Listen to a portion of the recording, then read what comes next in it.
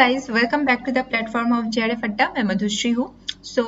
जब तक आप लोगों का रिजल्ट नहीं आता है, मैं कोशिश करूंगी कि धीरे धीरे जितना भी PYQs है, मैं पूरे जो क्वेश्चंस है 80 क्वेश्चन जैसे आपके एग्जाम में आते हैं उसी फॉर्म में आपको मैं सॉल्व करवा दूँ with the proper explanation. And comprehension मैं नहीं कराऊंगी इसमें बिकॉज टाइम टेकिंग है, और अगर मैं हर एक लाइन पढ़ के आपको समझा के फिर उसका क्वेश्चन सॉल्व कराऊँ तो वो बोरिंग भी हो जाता है कभी कभार, है ना। तो मैं आपको ट्रिक्स बता दूंगी कि कंप्रीहेंशन कैसे सॉल्व करना है आपको, है ना, कैसे कीवर्ड्स ढूंढना है ना। पहले आपको पैसेज पढ़ना है या पहले आपको क्वेश्चन पढ़ना है, तो मैं छोटा छोटा ट्रिक्स बता दूंगी। तो उसके लिए हम लोग एक सेपरेट वीडियो बनाएंगे जिसमें मैं कंप्रीहेंशन का ट्रिक्स आपके साथ शेयर करूंगी। अभी हम लोग चालू करते हैं क्वेश्चन से, है ना। तो first one is the emulsifying property of the mayonnaise is attributed to, यहाँ पे 4 ऑप्शन है, bromelain, lecithin, pepsin and ovoglobulin. तो correct answer will be lecithin. ठीक है, यहाँ पे आपको बोला है कि मेयोनीज में जो इमल्सिफाइंग प्रॉपर्टी है वो कौन से कंपोनेंट एट्रीब्यूट करते हैं या कंट्रीब्यूट करते हैं। तो आंसर क्या है, लेसिथिन। अब जान लेते हैं लेसिथिन का सोर्स क्या है। एग्स है, फिर सोयाबीन है, फिर सनफ्लावर सीड्स है, and lecithin also obtain from canola, cotton seed oil and animal fats. अब ब्रोमेलिन क्या है, ब्रोमेलिन एक एंजाइम है जो कहाँ मिलता है, पाइनएप्पल में मिलता है। ठीक है। अब पेप्सिन क्या है, पेप्सिन एक स्टोमक एंजाइम है। पेप्सिन का काम क्या है, it digest protein found in ingested food, मतलब प्रोटीन डाइजेशन में हेल्प करते हैं। अब ओवोग्लोब्यूलिन क्या है, ovoglobulin found in egg white and it is they are believe to be essential for foaming properties of egg white. तो egg white में foaming property जो है ना, बीट करने में फोमिंग प्रॉपर्टीज, लाइक जब केक बनाते हो आप लोग तो एग वाइट को बीट करते हैं तो फोम क्रिएट होता है। तो वो फोमिंग प्रॉपर्टी के लिए कौन से कंपोनेंट रिस्पॉन्सिबल है, ओवोग्लोब्यूलिन। ठीक है। Now, second question is the preservative used in yellow colored fruit squash is what? ठीक है, तो जो येलो कलर फ्रूट स्क्वॉश होते हैं उसमें एक प्रेजर्वेटिव यूज होता है ना। तो उसका नाम आपको बताना है। यहाँ पे 4 ऑप्शन है, sodium benzoate, potassium peroxide, potassium metabisulphite and sodium monoglutamate. तो correct answer will be sodium benzoate. ठीक है। तो सोडियम बेंजोएट आप याद रखना, जो भी jam, jelly, yellow colour fruits बार बार ये PYQ में आते हैं, है ना। कोई भी आप होम साइंस के state level, national level exam दो, ये क्वेश्चन बहुत आते हैं घुमा फिरा के। तो याद रखना, जो येलो कलर्ड फ्रूट स्क्वॉश है या जैम है उसको प्रिजर्व करने में सोडियम बेंजोएट, ठीक है, यूज होता है। नाउ पोटेशियम मेटाबाइसल्फाइड, तो पोटेशियम मेटाबाइसल्फाइड का और 2 नाम है। ठीक है, क्या है, potassium pyrosulphate and food additive E224।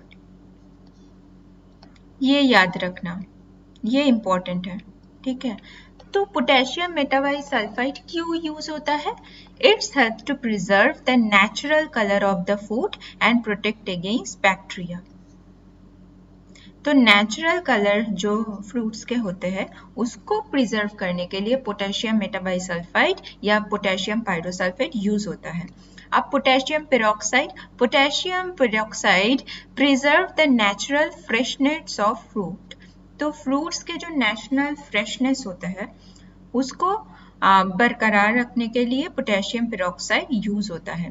अब sodium monoglutamate, it act as a flavor enhancer और preservative। तो फ्लेवर एनहेंसर और प्रिजर्वेटिव के लिए सोडियम मोनोग्लूटामेट या MSG भी बोलते हैं इसको। चाइनीज जितने भी आपके फूड्स होते हैं, फूड प्रोडक्ट्स होते हैं, उसमें यूज होता है। ठीक है।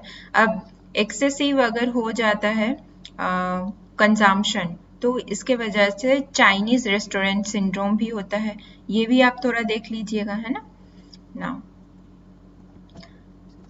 The third question is the delivery of the hot cooked midday meals in an urban city is done by, यहाँ पे 4 ऑप्शन है, centralise service, commissary system, cook and chill method and bulk decentralised method. तो यहाँ पे आपको पूछा गया है कि अर्बन सिटी में, ठीक है, hot cook mid day meal जो डिलीवरी होता है तो ये कौन से मोड में होता है या कौन से प्रोसेस में होता है, एक स्पेसिफिक प्रोसेस में होता है, वो प्रोसेस का नाम आपको बताना है। तो इसका जो आंसर होगा वो है बल्क डिसेंट्रलाइज्ड मोड। अब बल्क डिसेंट्रलाइज्ड मोड का एक जो एग्जाम्पल है वो क्या है, आप लोगों ने सुना होगा अक्षय पात्र फाउंडेशन है,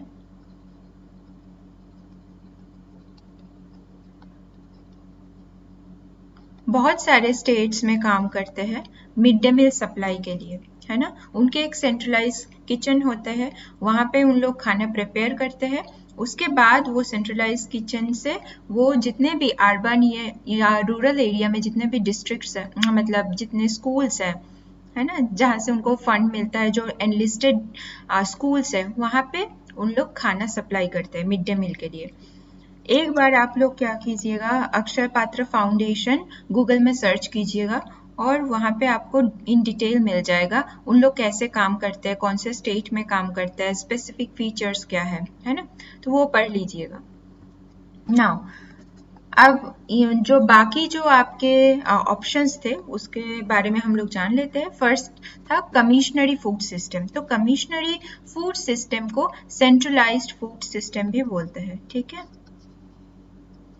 Are when the central kitchens create a large amount of food that is transported for the service to other smaller kitchens। तो पहले तो 2 किचन होता है, ये लार्ज किचन और एक होता है स्मॉल किचन। तो लार्ज किचन में बल्क में फूड क्या हो रहा है, कुक हो रहा है या प्रोड्यूस हो रहा है, उसके बाद उसको डिस्ट्रीब्यूशन के बाद कुछ कुछ पार्ट स्मॉलर किचन में भी जाता है, ठीक है। तो इस जो प्रकार है इसको बोलते हैं कमिश्नरी फूड सिस्टम और centralise food system. This type of food system is most effective on large scale as food can be purchased for less money in the bulk, and this is commonly seen in catering environment where food may be cooked off-site and then served the guest at the particular venue। अगर आप कोई occasion में जाते हो, अभी तो बहुत सारे लाइव काउंटर वगैरह, अभी तो पहले जैसे शादी होता था या कोई इवेंट होता था, अभी वो जस्ट चेंज हो गया है ना। अगर मैं अब शादी का भी एग्जांपल दूं वो भी सही नहीं बैठेगा यहाँ पे, क्योंकि शादी अभी एक इवेंट बन गया है, बहुत बड़ा इवेंट। लोगों को शो ऑफ करने का ज़्यादा अभी इस ज़माने में हो गया है, तो कोई नहीं, ज़माना बदलता रहता है। पर बोलने का मतलब ये था कि लाइव काउंटर पे आप मत जाइएगा, है ना। लाइव काउंटर मतलब शादी पे जैसे लाइव आपको आइसक्रीम बना के देते हैं या कुछ भी दूसरा खाना बना के देते हैं गेस्ट के सामने, है ना। तो मैं लाइव काउंटर की बात नहीं कर रही हूँ, पर बाकी जो खाना जो मेन कोर्स में मेनली खाना जाता है तो वो एक अलग से लार्ज किचन में प्रिपेयर होता है, उसके बाद उसका कुछ डिस्ट्रीब्यूशन होता है, उसके बाद वो इवेंट पे आते हैं। मतलब 2 प्रोसेस कंप्लीट करके वो वेन्यू पे आते हैं खाना, ठीक है। तो ये याद रखना। तो उसको बोलते हैं कमिश्नरी फूड सिस्टम और centralise food system. Now cook and chill process. Cook and chill process is where the food is prepared, cooked and rapidly chilled to make it safe and to preserve it for reheating after late। Maximum restaurant में या large scale कुछ industry वगैरह में ये देखा जाता है कि खाने को बनाने के बाद उसको चिल किया जाता है और उसको प्रिजर्व किया जाता है बाद में यूज करने के लिए, है ना। Now 4th number question is one of the method for recipe adjustment. आपको यहाँ से जो 4 ऑप्शन है, prime method, factor method, process charting और पीआरटी, इसमें आपको बताना है कि रेसिपी एडजस्टमेंट के लिए कौन सा मेथड यूज होता है। तो correct answer will B factor method, ठीक है। तो फैक्टर मेथड का एक स्पेसिफिक फॉर्मूला है, उससे क्वेश्चन अभी तक नहीं आया है पर जानना जरूरी है, आप देख लीजिएगा। तो फैक्टर मेथड्स रेसिपी एडजस्टमेंट के लिए मेनली यूज होता है। अब जहां से क्वेश्चन बार बार PYQ में पूछा जाता है वो है पार्ट, ठीक है। तो PERT क्या है? इसका फुल फॉर्म है program evaluation and review technique. Full form याद रखना ये जरूरी है। It's an important tool used in the project management and it is used to identify the task dependencies, critical paths, plan resources, estimate the task duration and identify the potential risk. तो part जो है ये project management का एक part है। क्यों specifically use होता है? ये इवेल्युएशन और रिव्यू के लिए यूज होता है। कोई भी प्रोजेक्ट है, ठीक है, उसका क्रिटिकल पाथ्स क्या है, कहाँ पे दिक्कत आ रही है, सोर्सेस ठीक से मोबिलाइज हो रहा है या नहीं, ठीक है, टास्क जितना ड्यूरेशन से है एक प्रोजेक्ट में वो ड्यूरेशन में टास्क कंप्लीट हो रहा है या नहीं, ठीक है, अगर नहीं हो रहा है तो पोटेंशियल रिस्क क्या है, ये सब आइडेंटिफाई करने के लिए ये स्पेसिफिक टूल यूज होता है, ठीक है। Now, the fifth number question is nutrition labeling has become mandatory even in absence of nutrition claim in following country. See, this is out of the box question.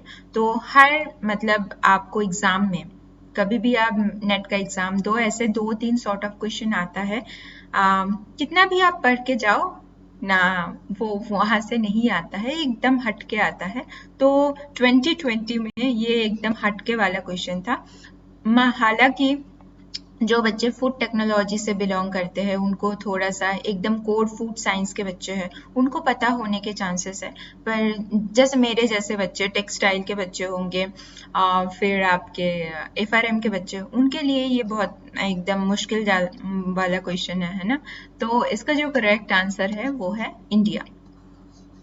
Nutrition labeling has become mandatory even absence of nutrition claim in the following country is called which country? India, ठीक है।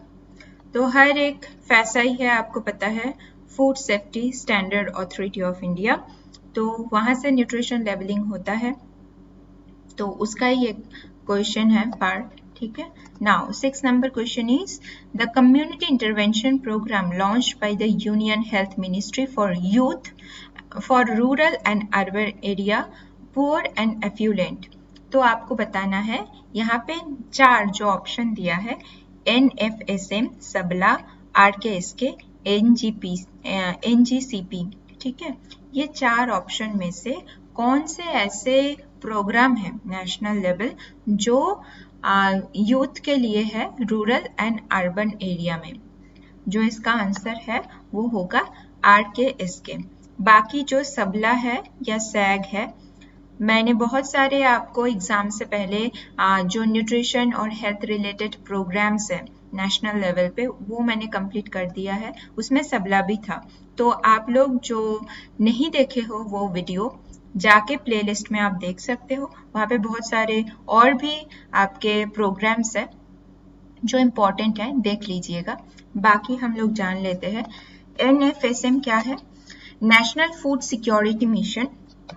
The mission aims to increase the production through area expansion, productivity, create employment opportunities, enhance the farm level, farm profit, restore the confidence of the farmer, and it was launched in the year of 2007। ठीक है, तो NFSM क्या है? Specifically ये agriculture से जुड़ा हुआ है।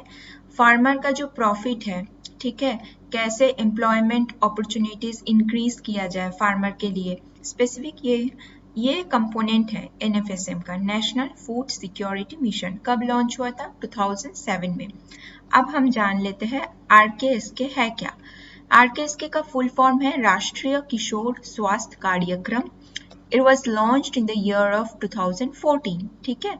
तो यहाँ पे देखो, एक बार RKSK से क्वेश्चन आ गया है, अब इसका इन डेप्थ, अगर पेपर टफ हो, इन डेप्थ भी क्वेश्चन पूछा जा सकता है। तो इसलिए हर एक जितना भी आपको ऑप्शन मिल रहा है वो अच्छे से पढ़ना जरूरी है, ठीक है। तो इसका हम लोग क्रिटिकल कंपोनेंट्स देख लेते हैं।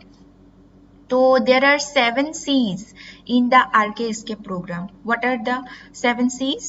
The components are coverage, content, communities, clinics, counseling, communication and convergence. Coverage मतलब पूरा कवरेज होना चाहिए रूरल अर्बन एरिया में। स्पेसिफिक इसका जो फैक्टर्स है जिसके ऊपर आरकेएसके काम करता है उसका एक अलग से कंटेंट होना चाहिए हर फैक्टर के।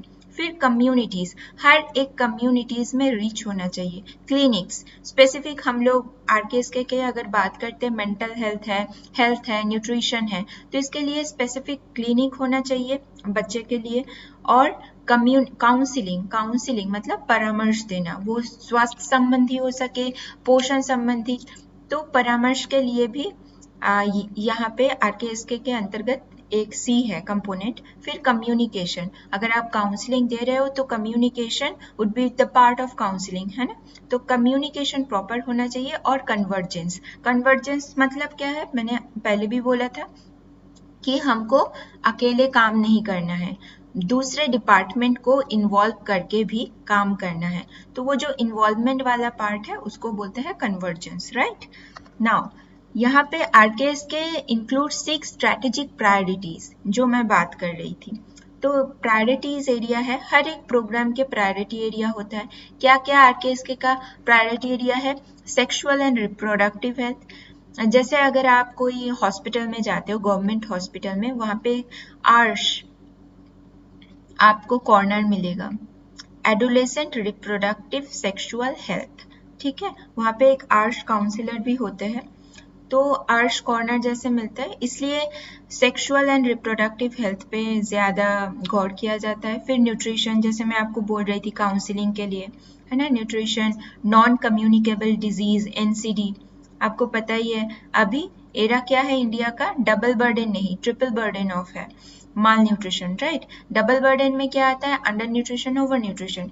देखो अंडर न्यूट्रिशन रेट जैसे है ये तो कांस्टेंट है, ये बढ़ते जा रहा है, इसके साथ साथ भी ओवर न्यूट्रिशन का रेट भी बढ़ते हुए जा रहा है because of lifestyle changes, lifestyle modification, है ना।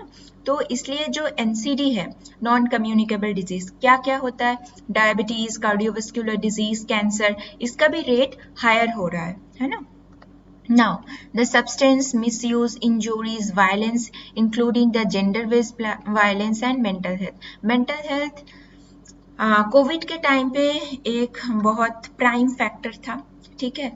तब इंसान को, हम लोग को समझ में आया है सिर्फ हम लोग के फिजिकल हेल्थ नहीं, मेंटल हेल्थ भी कितना ज़रूरी है, ठीक है। कोविड के टाइम पे वायलेंस बढ़ गया था, परेशानियां बढ़ गए थे, लोगों की जॉब जा रही थी, इवन जो स्टूडेंट है, क्योंकि स्टूडेंट को कॉलेज स्कूल जाने का मौका नहीं मिल रहा था, घर पे ही बैठ के टेक्नोलॉजी को यूज़ करते हुए पढ़ना पड़ रहा था, है ना।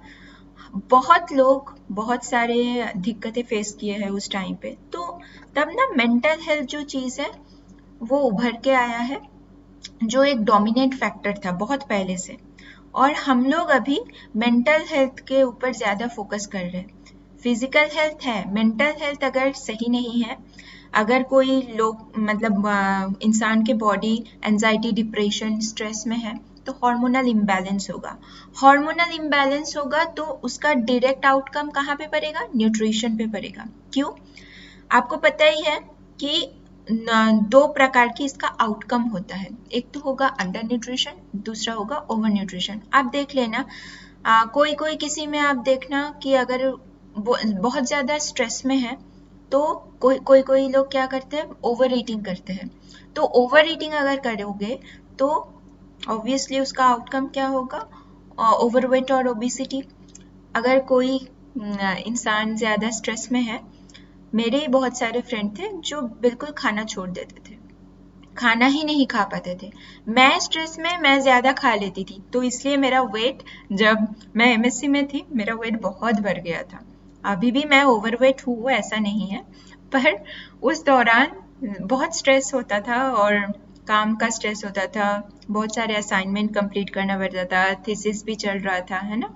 तो उस टाइम मैं ज़्यादा ओवर ईटिंग कर लेती थी। पर मेरे साथ मेरी जो पार्टनर थी, रिसर्च पार्टनर, तो वो बिल्कुल खाना एकदम मतलब ऑपोजिट, मतलब उसको और मुझे अगर सामने रख दे कोई, तो वो अंडर न्यूट्रिशन और ओवर न्यूट्रिशन का एकदम अच्छे से एग्जाम्पल बन जाता। तो वो एकदम खाना छोड़ देती थी, तो वो धीरे धीरे पतली होने लगी और मैं मोटी होने लगी।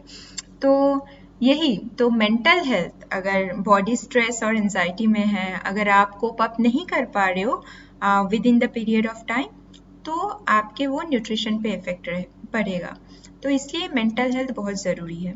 ठीक है नाउ, तो ये सारे कंपोनेंट्स है, 7 C's है, फिर प्रायोरिटी, स्ट्रेटेजिक प्रायोरिटी एरियाज है आरकेएसके का, ये थोड़ा देख लीजिएगा। नाउ एनजीसीपी, एनजीसीपी क्या है? National goitre control programme was renamed as national iodine deficiency disorder control programme.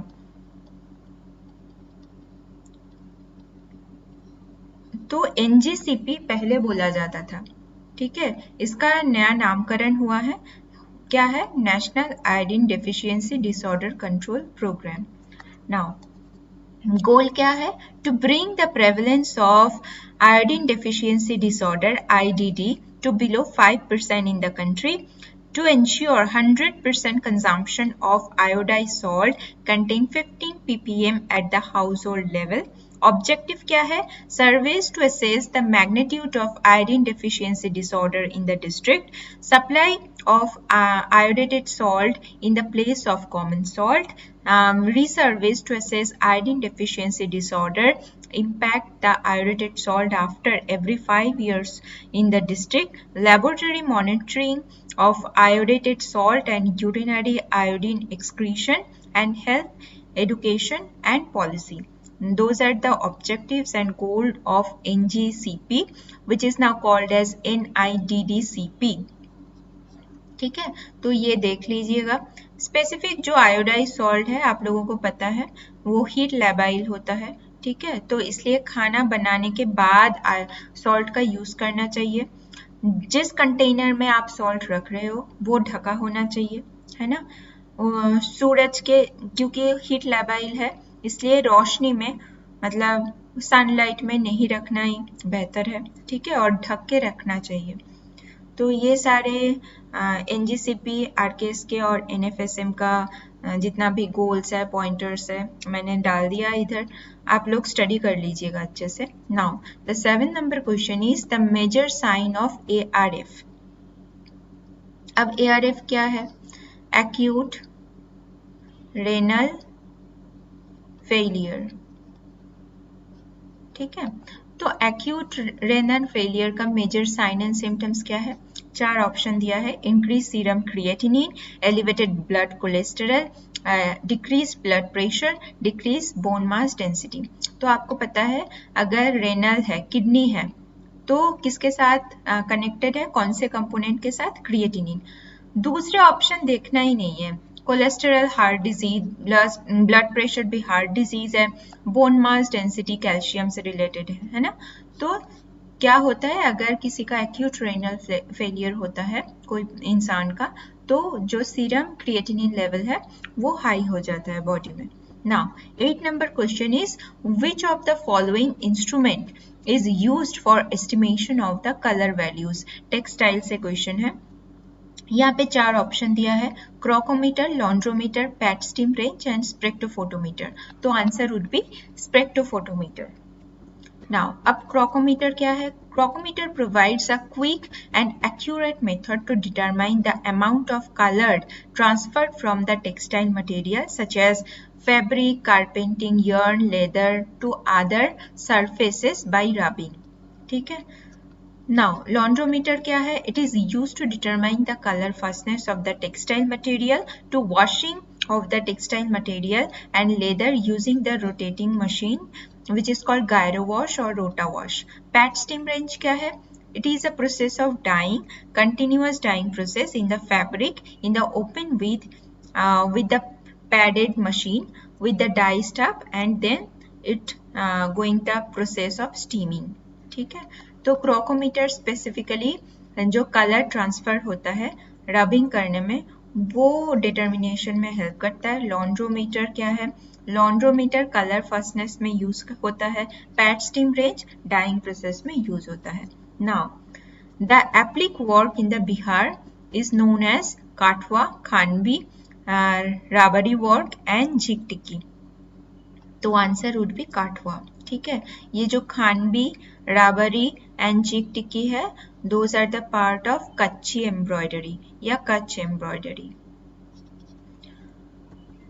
Now in which of the following places rap ikat is not produced. ठीक है, आपको बोलना है ये जो 4 प्लेसेस दिया है, पठान, तांजोर, कांचीपुरम एंड सूरत, कौन सी जगह में आपको बोला है, यहाँ पे देखो नॉट है, नॉट प्रोड्यूस्ड है ना, रैप इक्कत नहीं प्रोड्यूस होता है, तो answer would be Surat. Now which of the following is the most lustrous weave. ठीक है, लास्ट्रस कौन सा है, नीचे जो 4 वीव आपको दिया है, सातिन, फिर स्विवल, जैकवर्ड एंड डॉबी, इसमें कौन सा सबसे ज्यादा लास्ट्रस है, सातिन. ठीक है, दो कम्प्लेक्स वीव के पार्ट है स्विवल, जैकवर्ड, डॉबी. तो डॉबी को डेकोरेटिव वीविंग भी बोलते हैं, स्मॉल एंड ऐसे डॉटेड डिजाइन होता है स्पेसिफिकली, जैकवर्ड इंटीग्रेट डिजाइन होता है. ठीक है, तो जब हम लोग टेक्सटाइल करेंगे डिटेलिंग इसका डिस्कशन करेंगे, है ना. Now 12th number question is which of the following is the primary property of fibre. Primary और सेकेंडरी प्रॉपर्टी ऑफ फाइबर से हर बार क्वेश्चन बनता है, तो ये करके जाना बहुत जरूरी होता है हमेशा ही. क्या क्या है, कोहेसिवनेस, डेंसिटी, लास्टर, रेजिलियंसी, तो answer would be cohesiveness, primary बोला है. ठीक है, और बाकी डेंसिटी, लास्टर, रेजिलियंसी आपके सेकेंडरी है. Now which of the following is not dart equivalent. बोला है not, not, not is important, only, expect, फिर नॉट, है ना, ये सारे बहुत इंपॉर्टेंट वर्ड है, इसको देखते ही आंसर आपको करना है, 2 बार पढ़ लीजिएगा समझना आए तो, फिर ही आंसर करना. तो आपको बोलना है कौन सा इनमें से 4 ऑप्शन में से डार्ट इक्विवेलेंट नहीं है. क्या क्या ऑप्शन है, style line, princess line, gathers and dart टक, तो answer would be style line. तो स्टाइल लाइन है क्या, A style line is a seam in a garment made primarily for purpose of visual effect. ठीक है, तो visual effect के लिए स्पेसिफिकली स्टाइल लाइन को यूज किया जाता है rather than the purpose of shaping structuring of the garment. तो हमको पता है डार्ट इक्विवेलेंट क्या है, उसका प्राइमरी काम क्या है, शेप करना, है ना, आपके जो गारमेंट्स है उसका प्रॉपर शेप प्रोवाइड करना, बास्ट एरिया में, वेस्ट एरिया में, उसका काम है. ठीक है, पर स्टाइल लाइन क्या है, स्टाइल लाइन का दूसरा काम है विजुअल इफेक्ट प्रोवाइड करना. Now starch paste is used in removing which of the following stain. आपको बोलना है जो स्टार्च पेस्ट है वो कौन सा स्टेन रिमूव करने में हेल्प करता है. यहाँ पे 4 ऑप्शन है, आयोडीन, इंक, रास्ट और ग्रास, तो answer would be iodine. Now management is dash आपको दिया है, क्या क्या है option, long process, continuous, intermittent and an end in itself, तो answer would be continuous process. तो मैनेजमेंट क्या है, मैनेजमेंट कंटिन्यूअस प्रोसेस है. क्यों मैनेजमेंट कंटिन्यूअस प्रोसेस है, बिकॉज कोई भी काम, ठीक है, तो मैनेजमेंट क्यों है, कोई काम या कोई इवेंट उसको मैनेज करने के लिए है, राइट. तो उसके लिए क्या चाहिए, ऑब्जेक्टिव होना चाहिए, फिर प्रॉब्लम होना चाहिए, फिर उसका सल्यूशन होना चाहिए, स्टाफिंग होना चाहिए, उसका प्रॉपर मॉनिटरिंग होना चाहिए, इवैल्यूएशन होना चाहिए. तो ये एक सॉर्ट ऑफ पार्ट काम के लिए नहीं है, ये कंटिन्यूअस प्रोसेस है, इसलिए मैनेजमेंट लॉन्ग नहीं है, लॉन्ग तो चेन होता है. ठीक है, तो यहाँ पे साइंटिफिकली जो वर्ड सुइटेबल है वो है, देखो इंटरमिटेंट तो प्रोसेस है नहीं बिकॉज ये कंटिन्यूअस है. ठीक है, तो ये तो आप ऑड वन आउट ऐसे ही कर सकते हो, एंड इन इटसेल्फ, नहीं एंड में होता है, नहीं, इट्स अ कंटिन्यूअस प्रोसेस. ठीक है. Now sensitivity to problem is called one is creativity, awareness, intelligence and knowledge. तो sensitivity to a problem is called awareness. अगर मान लो कम्युनिटी में कोई प्रॉब्लम है, मान लीजिए कि मैटरनल डाइट, ठीक है, प्रेगनेंसी में डाइट को लेके प्रॉब्लम है। स्पेसिफिकली मैं बोलूं कि प्रेगनेंसी में कहीं माना जाता है कि अनानास नहीं खाना होता है, ये उनका मिथ्स है कोई स्पेसिफिक कम्युनिटी में। और ये मैं जो एग्जाम्पल आपको दे रही हूँ ये सच है, क्योंकि मैंने बहुत स्टेट में काम किया स्पेसिफिकली मैटरनल पे। तो मैटरनल हेल्थ और न्यूट्रिशन मेरा प्रायोरिटी एरिया है काम करने की। तो मैं जब जाती थी तो पूछती थी रूरल एरिया में प्रेग्नेंट लेडी से, उनके फैमिली मेम्बर से, कि कौन से ऐसे फूड प्रोडक्ट्स हैं जो आप लोग प्रेगनेंसी पीरियड में, जेस्टेशनल पीरियड में या गर्भावस्था में आप नहीं खाते हो। तो वहाँ पे बोलते थे पपाया, है ना, कच्चा पपाया नहीं खाना चाहिए, पर पक्का पपीता से कुछ नहीं होता है। तो उन लोग पपाया नहीं खाते। इवन अर्बन एरिया में भी आप अपने घर में भी देख सकते हो, लोग पपाया खाना अवॉइड करते हैं। हाँ, कच्चा पपीता नहीं खाना चाहिए, पर पक्का पपीता खा सकते हो, विटामिन ए का सोर्स है, राइट। तो पपाया बोलते थे, अनानास बोलते थे। अनानास क्यों बोलते थे? क्योंकि अनानास के जो स्किन है वो स्केली है, तो उन लोग का बिलीव है कि अनानास खाने से बच्चे का जो स्किन है वैसे स्केली बन जाएगा, इसलिए अनानास नहीं खाते थे। फिर बैंगन खाना अवॉइड करते थे, आई मीन ब्रिंजल या एग प्लांट, है ना। क्यों बोलते थे कि बच्चा वैसे उसका कलर, मतलब स्किन का कलर बच्चे का वैसे ब्लैकिश होगा, इसलिए उन लोग आपके ब्रिंजल खाना अवॉइड करते थे। इवन बनाना, बनाना क्यों अवॉइड करते थे? बोलते थे कि बनाना खाने से बच्चा स्टक हो जाएगा पेट में। तो ये सारे मिथ्स एंड बिलीव्स हैं। तो अगर अवेयरनेस क्रिएट नहीं होगा तो ये प्रॉब्लम जो है ना, ये एक सेंसिटिव प्रॉब्लम है, इसका हल नहीं निकल आएगा। इसलिए अवेयरनेस फर्स्ट स्टेज में, awareness generation is very important. Awareness generation के लिए क्या करना पड़ता है? न्यूट्रिशन एडुकेशन प्रोवाइड करना पड़ता है, राइट। तो इसलिए आपको जो सेंसिटिविटी ऑफ द इश्यूज या प्रॉब्लम कोई भी है, उसके साथ अवेयरनेस जुड़ा रहता है प्राइम स्टेज में, ठीक है। उसके बाद आपके आते हैं नॉलेज, क्रिएटिविटी, है ना। पर प्राइम स्टेज में अवेयरनेस सेंसिटिविटी के साथ जुड़ा हुआ रहता है। Now 17 number question is the flow of goods and services in the family at the particular time. यहाँ पे आपको ऑप्शन दिया है क्या क्या? Money income, real income, psychic income, physical income. तो पर्टिकुलर टाइम में जो flow of goods and services है एक फैमिली में, उसको क्या बोला जाता है? तो answer would be real income. अब देखो मनी इनकम क्या है। मनी इनकम, आप मनी से जुड़ा हुआ है, आपको यहाँ देख के ही पता लग रहा है। तो money income can be divided into two parts, है ना। एक है एम्प्लॉयमेंट इनकम, दूसरा है इन्वेस्टमेंट इनकम। एम्प्लॉयमेंट इनकम किससे जुड़ा है? वेजेस, सैलरी, है ना। जैसे कोई नौकरी करता है, जॉब करता है, तो डायरेक्ट क्यों करता है? खुद के लिए करता है। हाँ, खुद के लिए, इंटरेस्ट के लिए करता है, प्राइम फैक्टर है। अगर कोई चीज में इंटरेस्ट नहीं है तो आप जॉब नहीं करोगे उस चीज में, राइट। और सेकेंडरी फैक्टर सैलरी के लिए भी होता है, वेजेस के लिए भी होता है। फिर होता है investment income. What is investment income? It interest receive from the interest या स्टॉक। अगर आप कई जगह इंटरेस्ट कर रहे हो स्टॉक मार्केट में, तो वहां से जो आपकी इंटरेस्ट मिल रहा है, that would call as investment income, ठीक है। फिर साइकिक इनकम क्या है? Psychic income is which give satisfaction from the money and real income. तो दो प्रकार के इनकम होता है, एक तो है मनी इनकम और एक होता है रियल इनकम।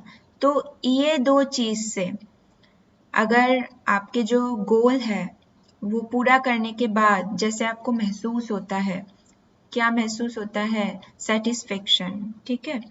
तो जो सेटिस्फेक्शन महसूस होता है रियल और मनी इनकम से, that would call as a psychic income. तो साइकिक इनकम का कुछ कीवर्ड है।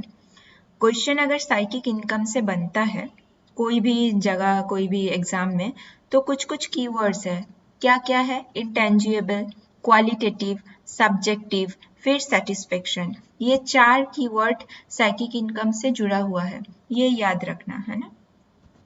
Now, 18 number question is one of the internal constraint in implementation of a project. तो आपको बोलना है कि कोई भी प्रोजेक्ट अगर इम्प्लीमेंट हो रहा है रियलिटी में, उसका इंटरनल कंस्ट्रेंट क्या हो सकता है? यहाँ पे आपको ऑप्शन दिया है improper feasibility of report, government policy, document desired by the financial institution and licensing.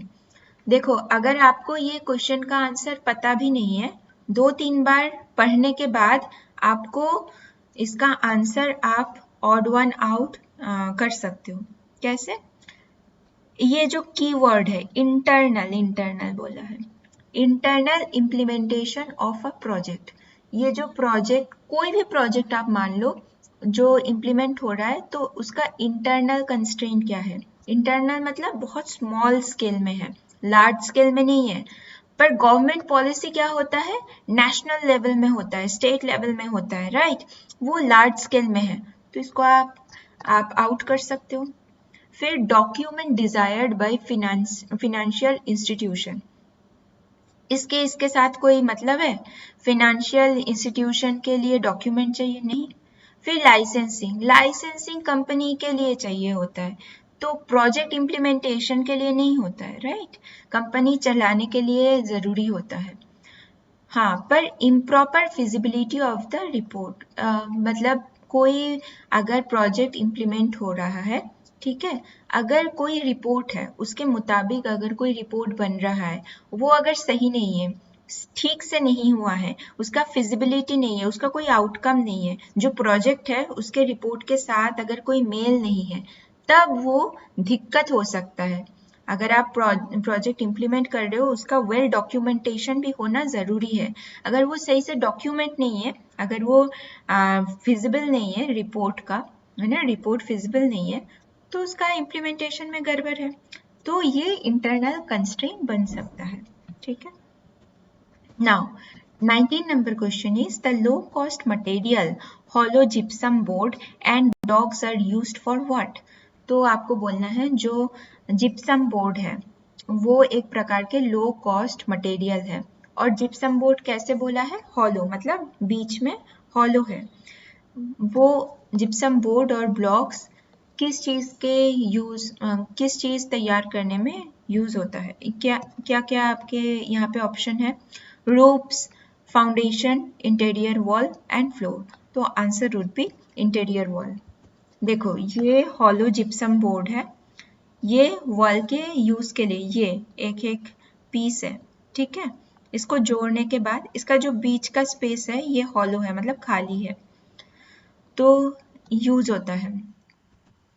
Now 20 number question is expenditure for celebrating Diwali is planned expenditure, semi-fixed expenditure, uncontrolled expenditure and extra expenditure। तो answer would be the extra expenditure। क्यों? planned expenditure कब होता है? अगर कोई घर में मासिक खर्चा है, तो कितना खर्चा होगा वो प्लान रहता है। कितना, इतना ग्रोसरीज आएगा, इतना स्कूल के फीस में जाएगा, कॉलेज के फीस में जाएगा, इतना मेडिसिन में खर्चा होगा। Those are called planned expenditure, जो हम लोग को पहले से पता है। सेमी फिक्स्ड एक्सपेंडिचर मतलब जो, मतलब मान लो कि जो आगे जुलाई का महीना आ रहा है, तो कुछ कुछ एक्सपेंडिचर है जो मैं पहले से प्लान चॉक आउट करके रखी हूँ, वो सेमी फिक्स्ड है, वो मैं कर भी सकती हूँ, नहीं भी कर सकती हूँ, ठीक है। अकॉर्डिंग टू बजट मैं उसको यूटिलाइज करूँगी। अनकंट्रोल्ड एक्सपेंडिचर, कोई इमरजेंसी हो आ गया, ठीक है, हमको पता ही नहीं है कि वो इमरजेंसी आने वाला है, किसी का कोई डिजीज़ हो गया, बहुत ही क्रॉनिक डिजीज़, उसमें बहुत सारे खर्चे हो रहे हैं ना, हॉस्पिटल बिल्स वगैरह में, तो those are called the uncontrolled expenditure. Extra expenditure क्या है? एक्स्ट्रा एक्सपेंडिचर, मान लो कोई आपके सेलिब्रेशन है, ठीक है, तो वहाँ पे मान लो कि दीपावली का सेलिब्रेशन है और आपके मोहल्ले में 2-3 एक्स्ट्रा फैमिलीज आ गए रहने के लिए, पर आपको क्या, पहले से क्या है कि आपको पता है कि हमारे मोहल्ले में 12 फैमिलीज है, तो 12 फैमिलीज में हम लोग को मिठाई डिस्ट्रीब्यूट करना है, पर वो जो 2-3 फैमिलीज आ गए, है ना, तो वो एक्स्ट्रा एक्सपेंडिचर है, राइट, उनको भी आप मिठाई बांटना है। मान लो कि मुझे कोई ड्रेस पसंद आ गया, मुझे खरीदना था एक ड्रेस, पर मैंने खरीद लिया 3 ड्रेस, दो एक्सपेंडिचर हो गया दिवाली में एक्स्ट्रा। तो ये जो दिवाली वाला एक्सपेंडिचर है, कोई भी प्रोग्राम्स, कोई भी celebrations, those are extra expenditure के अंडर आते हैं। ठीक है। Now 21 number question is which of the following groups are organic resources. आपको बताना है ये नीचे जो आपको ऑप्शन दिया है इसमें से कौन सा ऑर्गेनिक रिसोर्सेज है। Plants, water, fossils, fossil fuel, plants, animals, air, water, air, plants, mineral. आप कैसे इसको एलिमिनेट करोगे? वाटर, एयर, वाटर है ना, फिर एयर है। ये जो सेकंड नंबर ऑप्शन है that would be the answer, fossil, fuel and plant animal। आइए देख लेते हैं कि ऑर्गेनिक एंड इनऑर्गेनिक रिसोर्सेज क्या है। See, the inorganic sources refer to the nutrients that are derived from the non-living matter। ठीक है। While the organic sources refer to the nutrients that are derived from the living matter। तो inorganic क्या है? Non living source से derive किया जाता है।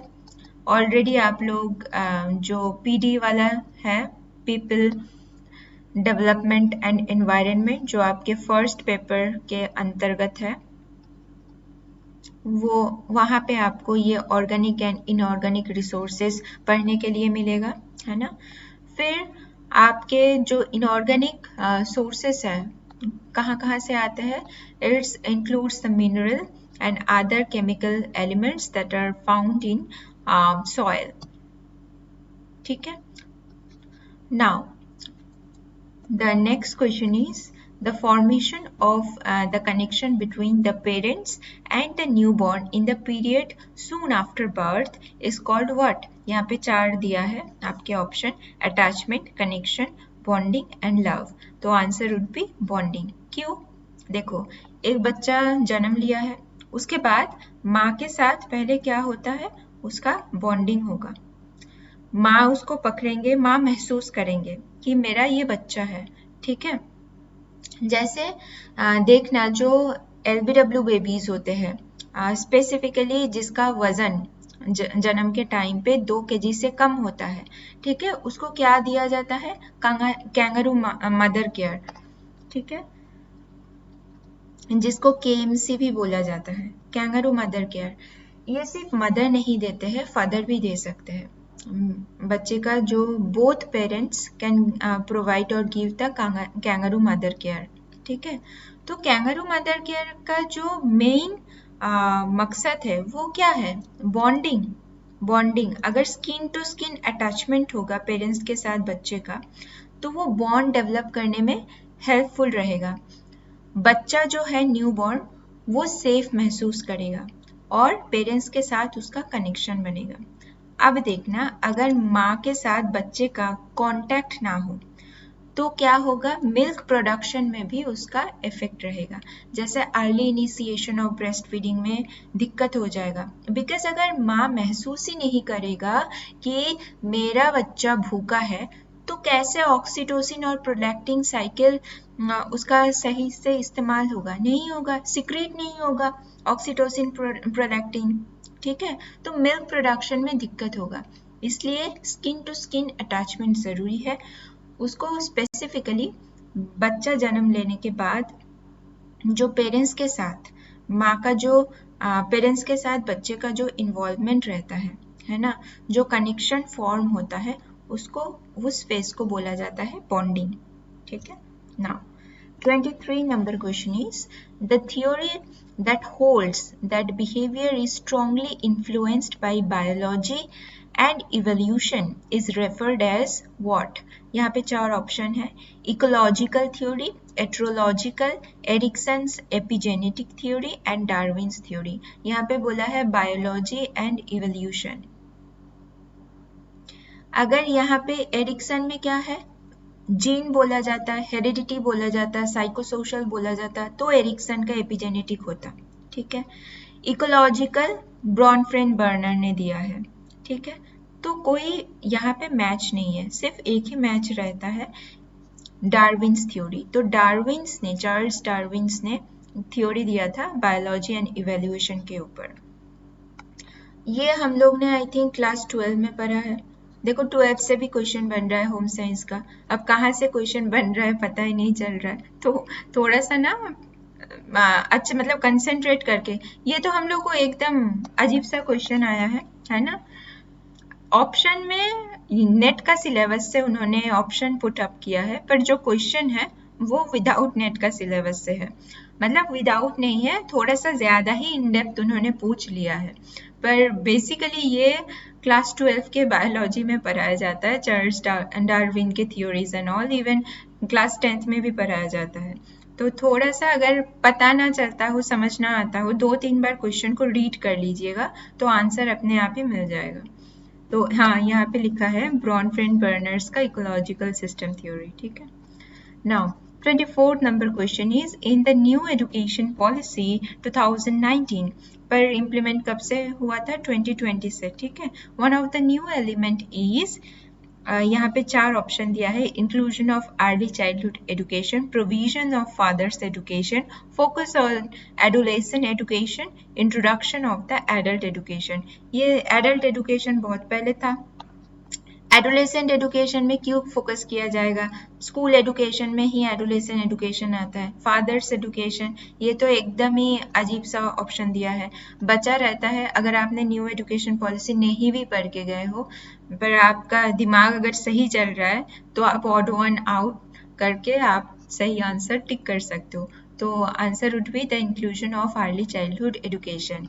जो ECCE है, एक कंपोनेंट है early childhood care and education practices, ये ICDS के अंतर्गत 2015 में इंक्लूड हुआ है ना। 2015 में तब I was doing my internship in निप्सिट दिल्ली, ठीक है। तो तब ये ECCE के ऊपर मॉडल बन रहा था नेशनल लेवल पे, पॉलिसी जनरेशन हो रहा था। तो अभी तो ये एक कंपोनेंट है ICDS में, नॉन फॉर्मल एजुकेशन के पार्ट है ECCE, है ना। तो इसमें अभी बहुत फोकस किया जा रहा है। बहुत स्टेट स्पेसिफिक प्रोग्राम है, जैसे उत्तर प्रदेश में क्या चल रहा है, पोषण भी पढ़ाई भी, है ना।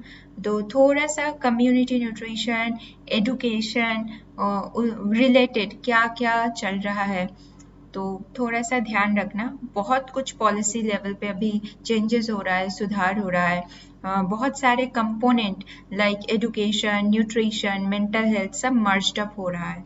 तो आगे यहाँ से क्वेश्चन बन सकता है, तो ध्यान देके थोड़ा सा, अभी आप दिसंबर के लिए प्रिपेयर कर रहे हो तो थोड़ा इन डेप्थ पढ़ो, है ना। इन डेप्थ पढ़ना बहुत ज़रूरी है।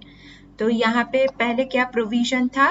6 इयर्स, है ना, ICDS में। अभी वो 6 को एलिमेंट्री एजुकेशन में कितना कर दिया गया है? 8 इयर्स, है ना। Now 25 number question is, the children with the average intelligence who have difficulty in reading, see, now the key word is difficulty in reading, writing and mathematics are likely to have, क्या option दिया है? लो intelligence quotient, lack of interest in studies, learning disability and fourth number is low emotional intelligence। यहाँ पे specific आपको क्या पूछा गया है? Difficulty in reading, writing, mathematics.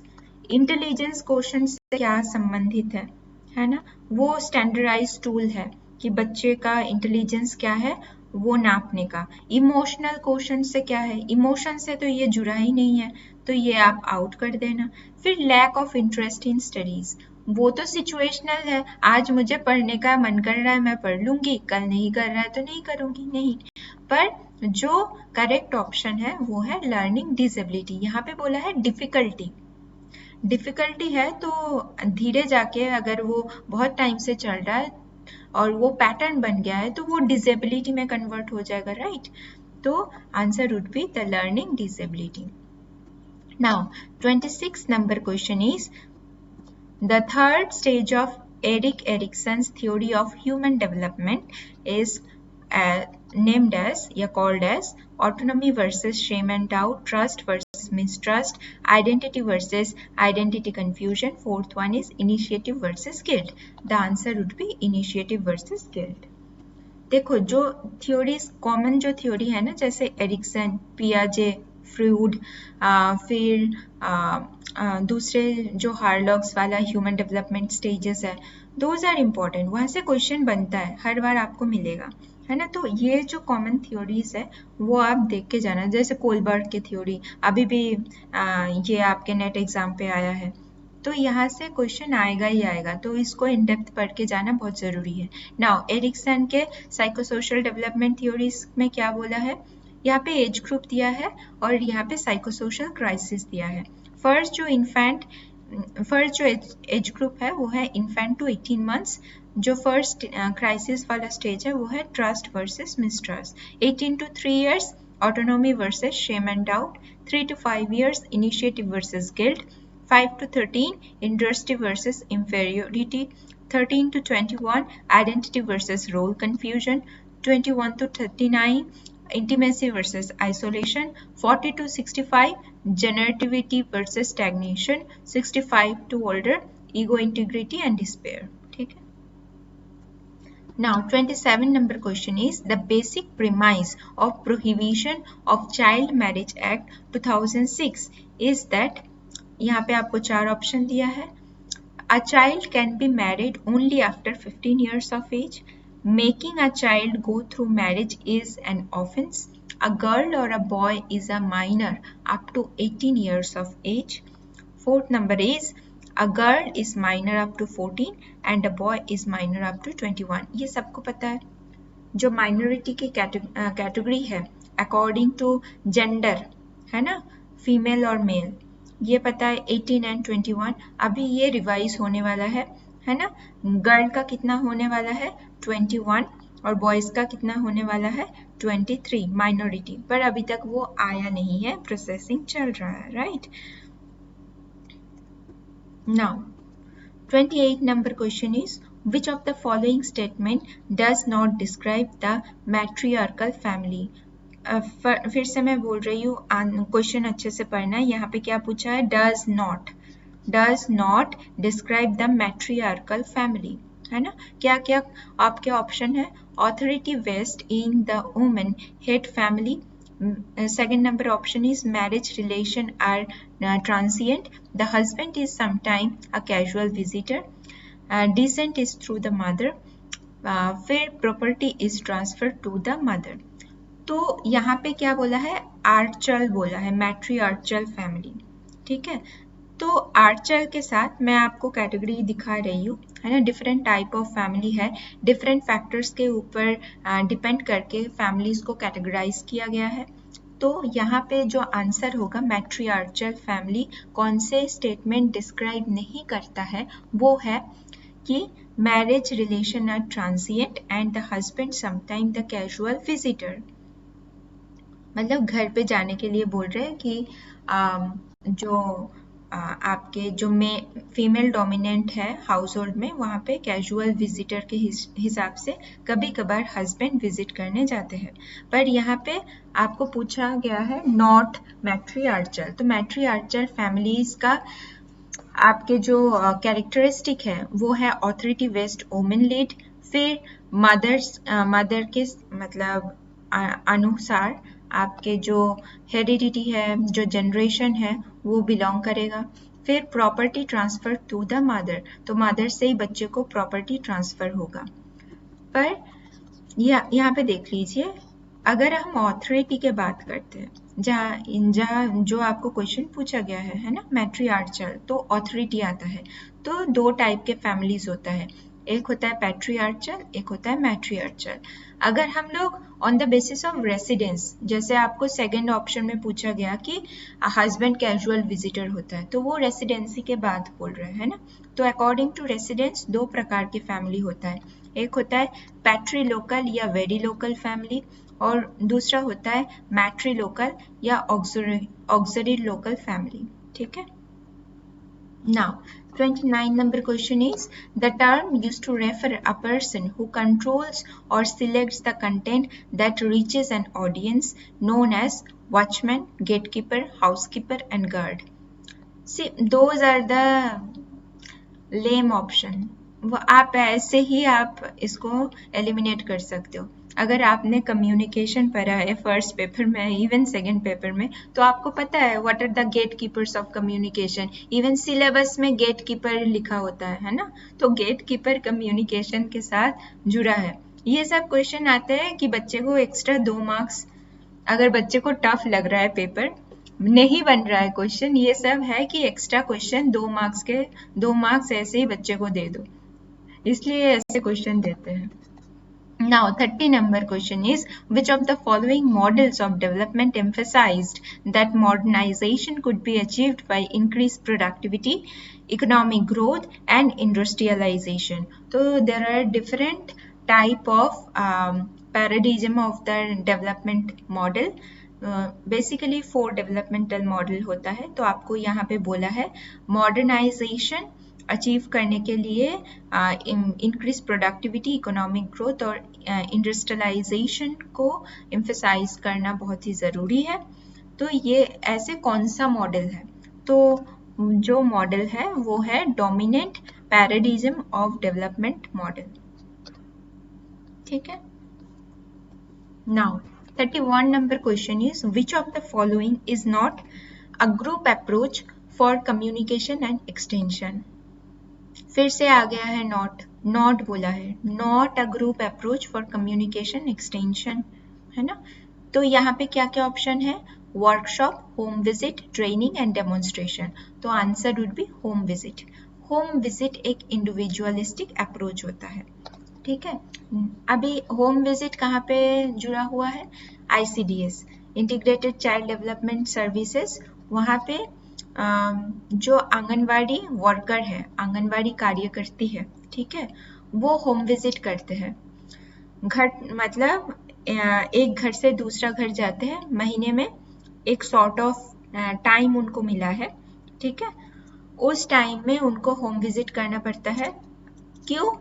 Counselling के लिए, पोषण संबंधित परामर्श देने के लिए उनको होम विजिट करना पड़ता है। तो वो इंडिविजुअली अप्रोच हुआ, है ना। कि मान लो एक घर में कोई एक प्रेग्नेंट है, वो 4 महीने की है और वो अंडर नरिश्ड है, अंडरवेट है, मतलब कुपोषित है, और उसके सेकंड घर में और एक प्रेग्नेंट लेडी है और वो ओवर नरिश्ड है। उन दोनों को एक साथ क्या आप पोषण संबंधी परामर्श दे सकते हैं? हाँ, दे सकते हैं। कुछ कॉमन जनरल जो गाइडलाइन है, जो जनरल रूल्स है, वो आप दे सकते हो। मतलब आपको जैसे बोलना है कि आयरन कैल्शियम का टैबलेट कब खाना है, क्यों खाना है, राइट। पर अगर हम डाइटरी की बात करें तो डाइटरी पैटर्न दोनों का सेम नहीं है और सेम तरीके से भी खाना नहीं चाहिए, क्योंकि एक ओवर नरिश्ड है, एक अंडर नरिश्ड है, राइट। तो इसलिए इंडिविजुअलिस्टिक अप्रोच हम लोग जब बोलते हैं तो वो होम विजिट में आता है ना। वर्कशॉप में बहुत सारे लोग रहते हैं, वहाँ पे इंडिविजुअलिस्टिक अप्रोच हम लोग यूज नहीं कर सकते। ट्रेनिंग में भी बहुत सारे लोग रहते हैं। डेमोन्स्ट्रेशन, मैं कुछ एक मॉडल डेवलप किया, उसको डेमोन्स्ट्रेट कर रही हूँ, उसमें भी बहुत सारे लोग देखने के लिए आते हैं। हम अकेले को डेमोन्स्ट्रेट नहीं कर सकते। इंडिविजुअल स्पेसिफिक डेमोन्स्ट्रेशन हो सकता है, पर यहाँ पे जो आपके क्वेश्चन अकॉर्डिंग टू आपको पूछा गया है उसका आंसर होम विजिट होगा, है ना। जैसे मैंने आपको एग्जाम्पल भी दिया कि जो आंगनवाड़ी कार्यकर्ती है वो डोर टू डोर विजिट करते हैं फॉर न्यूट्रिशन काउंसलिंग, है ना। वो चाइल्ड स्पेसिफिक भी हो सकता है, वुमेन सेंट्रिक भी हो सकता है ना। तो यहाँ पे जो इंडिविजुअलिस्टिक अप्रोच है for communication and extension, that would be the home visit, और बाकी सब ग्रुप अप्रोच है, ठीक है। Now, 32 number question is, in communication, the interpretation of the body language, posture, movement is termed as what? यहाँ पे 4 option दिया है, proxemics, paralanguage, kinesics and chronemics। तो आंसर would be kinesics। ठीक है। तो जब बॉडी लैंग्वेज, posture, movement का बात बोल रहे हैं तो kinesics होगा इसमें, ठीक है। फर्स्ट पेपर कम्युनिकेशन चैप्टर में भी अब बहुत इन डेप्थ से क्वेश्चन आता है, तो ये सब भी वहाँ पे पूछा जाता है। तो बहुत सारे कॉमन हम लोग को टॉपिक मिल जाता है ना। होम साइंस में भी प्रोक्सेमिक्स क्या है? प्रोक्सेमिक्स है the study of human use of space के साथ प्रोक्सेमिक्स जुड़ा हुआ है। पैरालैंग्वेज क्या है? पैरालैंग्वेज इज कॉल्ड एज वोकैलिक्स, है ना। It's a component of the meta communication that modify the meaning, give the nuisance meaning, convey the emotion by using the techniques of pitch and volume.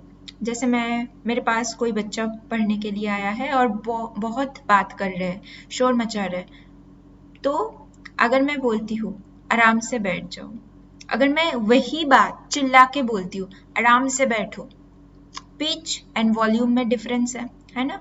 तो ये जो मॉडिफिकेशन है, ये जो चेंजेस है, this called as पैरालैंग्वेज. ठीक है. Now chronemics क्या है? It's a study that use of time in non verbal communication, है ना? तो क्रोनेमिक्स टाइम के साथ जुड़ा है, पैरालैंग्वेज है नॉन वर्बल मेटा कम्युनिकेशन के साथ जुड़ा हुआ है, इसको वोकैलिक्स भी बोलते हैं. और प्रोक्सेमिक्स क्या है? स्पेस के साथ जुड़ा है. ठीक है. Now 33 number question is, who is the ancient Greek philosopher who wrote the book of rhetoric describing the role of persuasion in public speaking? देखो, एक जो क्वेश्चन है उसमें उन्होंने एनटीए ने क्या किया, 3 आपको कीवर्ड दे दिया. एक तो है रिटोरिक, फिर है परसुएशन, तीसरा है पब्लिक स्पीकिंग. ठीक है. तो answer would be Aristotle. See Aristotle का कौन सा मॉडल ऑफ कम्युनिकेशन है? लीनियर मॉडल और speaker centric model of communication को पब्लिक स्पीकिंग भी बोलते हैं और रिटोरिक भी बोलते हैं. इसका स्पीच है परसुएसिव स्पीच. 3 इसका कंपोनेंट है, ethos means ethical, pathos means emotional and logos means logical. Those are the keywords. ठीक है, ये याद रखना. Now 34 number question is, the art and science of helping adults learn is called as what? यहाँ पे adult learning के बाद बोला है तो वो है एंड्रागॉगी. अगर चाइल्ड बोलता तो होता कि pedagogy. 35 number, Panchayati Raj institutions in India are important expression of the people's participation in the local itself governance through domination, centralization, decentration and demonetisation. तो आंसर वुड बी डिसेंट्रलाइजेशन. पंचायती राज हमेशा डिसेंट्रलाइजेशन से जुड़ा हुआ है. आइए देखते हैं. सी 2 प्रकार के डिसेंट्रलाइजेशन कमिटी हम लोग ने पढ़ा है. तो फर्स्ट जो है, एक है बलवंत राज मेहता कमिटी, 1957 में आया था. तो उन्होंने 3 टायर सिस्टम के ऊपर बात किया, है ना? कौन सा 3 टायर सिस्टम है? डिस्ट्रिक्ट लेवल पे क्या रहेगा? जिला परिषद. ब्लॉक लेवल पे रहेगा पंचायत समिति. विलेज लेवल पे रहेगा विलेज पंचायत. अब अशोक मेहता जी 1977 में अशोक मेहता कमिटी गठन हुआ, है ना? वहां पे 2 टायर सिस्टम पे बात किया गया. पहले आया बलवंत राय मेहता कमिटी, उन्होंने 3 टायर बोला. अशोक मेहता जी ने बोला 2 टायर कमिटी. तो 2 टायर में क्या है? एक है मंडल परिषद और दूसरा है जिला परिषद. ठीक है. Those are the part of the Panchayati Raj institutions. वो एक्सटेंशन, एजुकेशन, कम्युनिकेशन का पार्ट, एक्सटेंशन स्पेसिफिकली उस चैप्टर का पार्ट है. वो हम लोग आगे जाके पढ़ेंगे in depth. Now 36 number question is, which of the following scale represent the least powerful and the lowest level of measurement? आपको यहाँ पे 4 प्रकार की स्केल दिया है, ordinal, interval, nominal and ratio. तो answer would be the nominal scale. क्या, क्यों? Lowest and least powerful, those are the keyword. Now फिर नॉमिनल स्केल क्या है? The data can only be categorised, मतलब क्लासिफिकेशन सिर्फ होता है. क्लासिफिकेशन का हम बात करें तो नॉमिनल स्केल है ना? फिर ऑर्डिनल में क्या हुआ है? क्लासिफिकेशन मतलब कैटेगराइजेशन एंड रैंक. फिर इंटरवल में the data can be categorise मतलब classified, rank and evenly spaced. Ratio में क्या बोला है? The data can be categorised मतलब classified, ranked, evenly space and has a natural 0. ठीक है. और इनमें से लीस्ट पावरफुल है नॉमिनल और मोस्ट यूजफुल है ratio. Now 37 number question is, the study of the nutritional status of a children born in 2010 in a village would be an example of empirical study, cohort study, trend study and intervention based study. तो answer would be the cohort study. See cohort study में क्या होता है, हम लोग बहुत past में जो स्टडी हो गया लाइक 2010, यहाँ पे आपको क्वेश्चन में दिया है 2010, इसलिए मैं 2010 बोल रही हूँ. लाइक 2010 से अगर कोई स्टडी हो रहा है न्यूट्रिशनल स्टेटस है ना, कोई चिल्ड्रन बॉर्न हुआ है, मतलब जो चिल्ड्रन बॉर्न हो रहा है एक विलेज में मान लीजिए, उसका न्यूट्रिशनल स्टेटस देखने, वहाँ पे बहुत, मान लो कोई एक गांव है, ठीक है, तो वहाँ पे जो बच्चा पैदा होता है मैक्सिमम बच्चा लो बर्थ वेट पैदा होता है. तो क्यों पैदा होता है उसका रीज़न जानना है, हम लोग को स्टडी करना है. तो वो स्टडी बहुत पहले से चलता हुआ आ रहा है, तो एक cohort study specifically 10 years 5 years long चलता है. तो वो जो ट्रेंड देखने के लिए ये चलता है स्पेसिफिकली, तो इसको इसलिए बोला जाता है कोहॉर्ट, राइट. कि रीज़न क्या है, जो न्यूट्रिशनल स्टेटस खराब है उसका रीज़न क्या है, ठीक है. Now coming to the empirical research. Empirical research क्या है? It's based on the observation, measurement of the phenomenon as directly experienced by the researcher. मैं कोई फील्ड में जा रही हूँ या मैं जहाँ रिसर्च कर रही हूँ उधर जा रही हूँ, हर चीज़ आप पूछ के नहीं आप नोट डाउन कर सकते हो, राइट. कुछ कुछ ऑब्जर्वेशन बेस्ड भी होता है. मान लीजिए मैंने कोई लैक्टेटिंग वुमेन है ना, लैक्टेटिंग महिला को पूछा क्या आप बच्चे को एक्सक्लूसिव ब्रेस्ट फीड करा रहे हो, बच्चे को सिर्फ अपना दूध ही पिला रहे हो, है ना, 6 माह तक एक्सक्लूसिव ब्रेस्ट फीडिंग करना है. तो मैंने अगर उनको पूछा कि आप बच्चे को अपना दूध पिला रहे हो या बाहर से पानी घुट्टी शहद भी पिला रहे हो, अब देखना माँ को पता है, बहुत सारे केसेस में ऐसे देखा जाता है कि माँ को पता है कि 6 महीने तक बस मेरा ही दूध पिलाना है, माँ का ही दूध पिलाना है, पर due to the family pressures, environment, lack of knowledge, lack of support, माँ बच्चे को पानी भी पिला देते. एनवायरनमेंट, मान लो ऐसे माँ को लग रहा है अभी तो बहुत गर्मी है, बच्चे को पानी भी पिला देते हैं, तो वो जो चेन है वो ब्रेक हो जाएगा, राइट. तो पानी भी पिला दिया. अब मैं जब जाके उसको क्वेश्चन कर रही हूँ, इवैल्यूएशन कर रही हूँ कि आपने पिलाया है या नहीं, या आप पिला रहे हो बच्चे को सिर्फ अपना दूध, उसको पता है कि राइट आंसर वुड बी हाँ, बच्चे को सिर्फ माँ का दूध ही, मेरा दूध ही देना चाहिए 6 महीने तक. वो बोल देगी कि हाँ मैं तो बच्चे को अपना दूध ही पिला रही हूँ, मैं बच्चे को अपना दूध ही पिला रही हूँ, पर उसका जो बॉडी लैंग्वेज है ना, वो जो आंसर बोल रही है उसको सपोर्ट नहीं कर रही है, कॉन्ट्राडिक्ट कर रही है. दो would be your observation, right, कि बोल कुछ अलग रही है पर बॉडी लैंग्वेज कुछ अलग है. तो वो एम्पेरिकल रिसर्च का पार्ट होता है. What is panel studies? Panel studies describe the information about the same cases at 2 और मोर पॉइंट्स ऑफ टाइम. ठीक है, सेम केस को एक टाइम या दूसरा तीसरा टाइम देखने के लिए, है ना, पैनल स्टडी किया जाता है. पैनल स्टडीज और ट्रेन स्टडी में थोड़ा सा अंतर है. क्या है? तो train study we compare the surveys describing the same population 2 or more points of the time. तो एक से अधिक बार पॉपुलेशन, पूरा पॉपुलेशन के ऊपर अगर कुछ सर्वे किया जाता है या ट्रेंड एनालिसिस किया जाता है, वो ट्रेंड स्टडी के पार्ट है.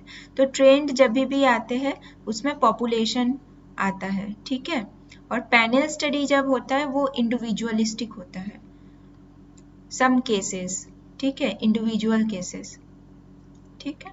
Now 38 number question is sampling error associated with the random sampling can be determined by the following formula. अब फॉर्मूला से भी क्वेश्चन आने लगा, बहुत पहले से ही आने लगा, अब तो फॉर्मूला उठा के दे रहे हैं एनटीए क्वेश्चन. क्या क्या है? Where s sample standard deviation and n sample size. तो answer would be s divided by n by 1. ठीक है. नाउ अभी जो है स्टैटिस्टिक्स, मास्टर्स में बेसिक स्टैटिस्टिक्स सबको पढ़ाया जाता है, तो ये बेसिक है, जो फॉर्मूलाज वगैरह है तो जब आप नोट्स प्रिपेयर कर रहे हो, अगर कोई बच्चे आप मास्टर्स में हो या मास्टर्स कंप्लीट हो गया, तो स्टैटिस्टिक्स वाला जो mean median, basic statistics, mean median mode कैसे निकालते हैं, एवरेज क्या है ना, सैम्पलिंग कैसे करते हैं, different methods of sampling studies, ये सब बेसिक पॉइंटर्स में आप एक जगह प्रिपेयर करके रखो, ये बहुत हेल्पफुल होता है आगे के लिए। Now 13 number question is which of the following test is most suitable for studying association between income level of mothers and their buying practices for infant wear। यहाँ पे बोला है association between, ठीक है, frequencies, तो एसोसिएशन, फ्रीक्वेंसीज, ये सब काइक्वेर्स test जो है इसका कीवर्ड है, मैं आगे बढ़ाऊंगी आपको, तो वहाँ पे हम लोग कीवर्ड्स के ऊपर डिस्कशन करेंगे कि हर एक टेस्ट का कीवर्ड आप कैसे आइडेंटिफाई कर सकते हो। कोई भी आप वहाँ पे क्वेश्चन उठा के पूछ लो, कोई भी एग्जाम्पल से पूछ लो, पर कीवर्ड रहता है, तो वो कीवर्ड से पता लग जाता है कि कौन से टेस्ट के बारे में बात कर रहे हैं। यहाँ पे क्या बोल रहा है, association between income level of mother and their buying practices of infant wear, मतलब माँ के इनकम जो सोर्स है, स्रोत है, उसके साथ माँ का बाइंग, इन्फेंट का, उसके बच्चे का जो जितना भी क्लोथिंग है, क्लोथ्स बाई करने का पैटर्न क्या है, इसमें एसोसिएशन करना है, ठीक है, इसमें स्टडी करके एसोसिएशन करना है, तो ये फ्रीक्वेंसी से पता लगेगा। तो ये डायरेक्ट किससे रिलेट करता है, काइक्वेर्स टेस्ट से। मैं और एक चीज बोलूंगी, SPSS,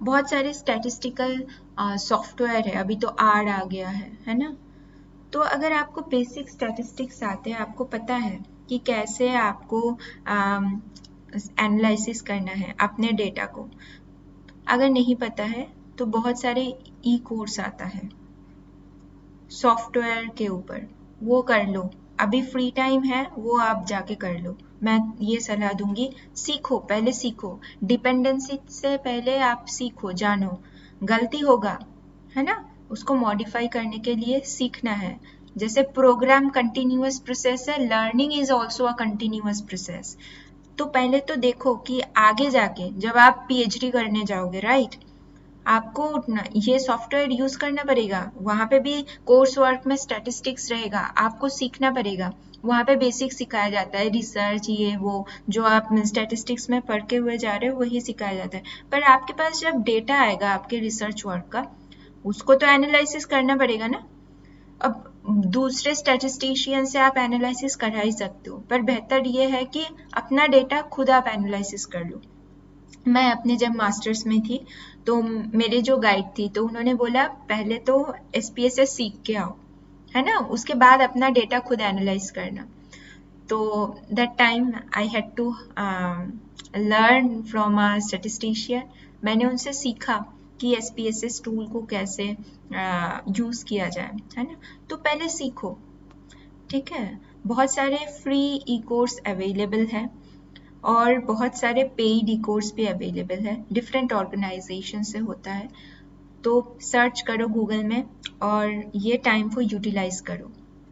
Now t-test is a statistical test compares means of two samples, तो जब हम टू सैम्पलिंग के मीन्स के बात करते हैं तब वो स्टैटिस्टिकल टेस्ट मतलब एवरेज, तब टी टेस्ट यूज होता है। There are 3 type of T test, मैं उसमें नहीं जा रही हूँ, पर आगे मैं जब पढ़ाऊंगी तब आपको उसको डिस्क्राइब करूंगी इन डेप्थ। फिर एनोवा क्या है, analysis of variance is to test the difference among the means of the population, ठीक है, यहाँ पे क्या बोला है, पॉपुलेशन वेरिएंस, एनोवा का फुल फॉर्म है एनालिसिस ऑफ वेरिएशन, यहाँ पे डिफरेंस किसके बीच में देख रहा है, पॉपुलेशन के बीच में, यहाँ पे टी टेस्ट में क्या हो रहा था, सैंपल के बीच में, ठीक है, मतलब पॉपुलेशन से मैंने जो सैंपल उठाया उसके बीच में अगर हम लोग कंपेयर कर रहे हैं मीन्स को, तो फिर टी टेस्ट लगाएंगे, अगर हम पॉपुलेशन के बीच पे